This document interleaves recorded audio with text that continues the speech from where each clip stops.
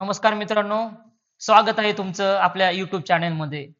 आपला मुद्दा असणार आहे एन-ओ-सी. सेक्टर 12 येथील आणि वाल्लेकरवाडी 30-32 येथील लाभार्थ्यांनी घरासाठी फॉर्म भरला होता. लॉटरी 8 एप्रिल 9 एप्रिल मध्ये लागली, त्याची सोडत झाली.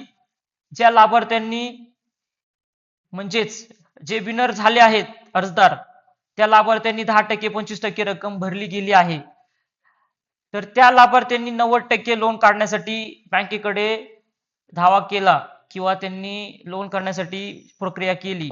तर आता बँकेने तुम्हाला सांगितलं असेल की PMRDA कडून तुम्हाला एन-ओ-सी आणण्यात यावी किंवा ती एन-ओ-सी आम्हाला लागणार आहे. तर त्यासाठीचा एन-ओ-सीचा ऑप्शन आपल्या लॉगिन मध्ये म्हणजेच तुमचं प्रत्येकाचं जे लॉगिन आहे त्या लॉगिन मध्ये एन-ओ-सीचा ऑप्शन देण्यात आला आहे किंवा ते ओपन झालं आहे.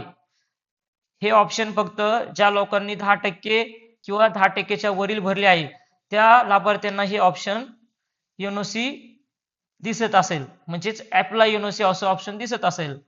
ही जी काही माहिती आपण तोंडी देत आहोत किंवा सांगत आहोत, हा सगळा व्हिडिओ झाल्याच्या नंतर मी त्याचा फोटो स्क्रीनशॉट व्हिडिओच्या लास्टला मी टाकणार आहे. याबद्दल देखील तुम्हाला अधिक माहिती पाहिजे असेल तर निगडी ऑफिस या आकुर्डी ऑफिस मध्ये संपर्क करावा आणि त्याची माहिती घेण्यात यावी.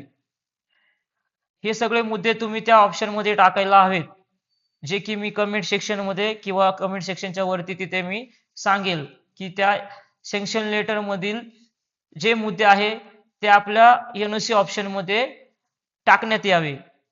एक्झाम्पल, बँकेचं नाव, ब्रँच नेम, त्यानंतर लोन अमाऊंट, त्यानंतर रेट ऑफ इंटरेस्ट आणि त्यानंतर टेनर इयर म्हणजे वर्ष किती, आणि लास्टला जो मुद्दा आहे तो टेनर मंथ म्हणजे महिने किती.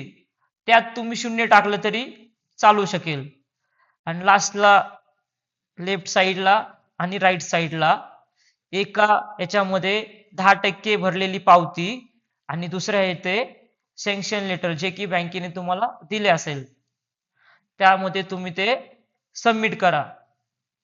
तर आजचा व्हिडिओ तुम्हाला एन-ओ-सी बद्दलचा कसा वाटला कमेंटद्वारे कळवा. काही तुम्हाला अडचण आली तरी तुम्ही कमेंट मध्ये तुम्ही लिहू शकता किंवा तुम्ही ऑफिस मध्ये येऊ शकता. तेथील तुम्हाला सहकारी तुम्हाला त्याची माहिती देऊ शकतात, तुमची अडचण दूर करू शकतात. तर व्हिडिओ कसा वाटला सांगा. धन्यवाद.